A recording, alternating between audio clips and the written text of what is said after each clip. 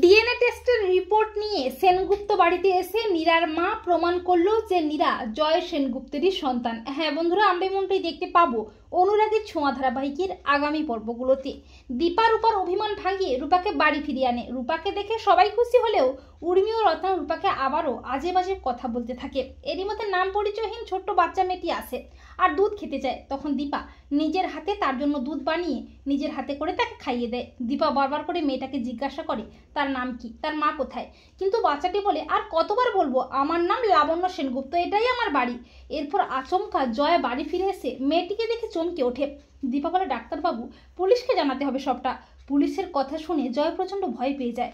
জয় বলে ঠিক আছে, আমি যাচ্ছি পুলিশের কাছে। এই বলে জয় বাইরে এসে কাউকে যেন ফোন করতে থাকে, কিন্তু তার ফোনটা বন্ধ থাকায় জয় অস্থির হয়ে ওঠে।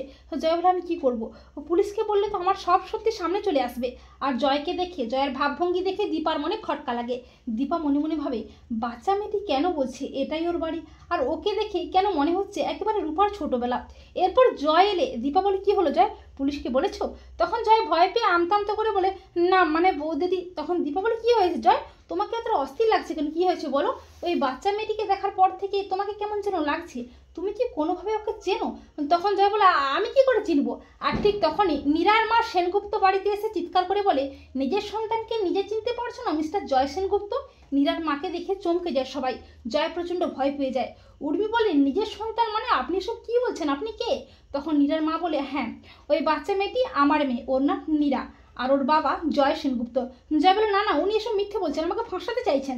তখন নীরার মা বলে ও তাই নাকি, তাহলে প্রমাণ দেখায়। এই বলে নীরার মা ডিএনএ রিপোর্টটা দেখায়, আর তাদের স্পষ্ট দেখাচ্ছে যে বাচ্চা মেয়েটির বাবা জয় সেনগুপ্ত। আর এটা দেখে সবাই চমকে ওঠে। তো বন্ধুরা, তোমরা এটাই চাও তো যে বাচ্চা মেয়েটির আসল পরিচয় যেন খুব তাড়াতাড়ি সবার সামনে আসে?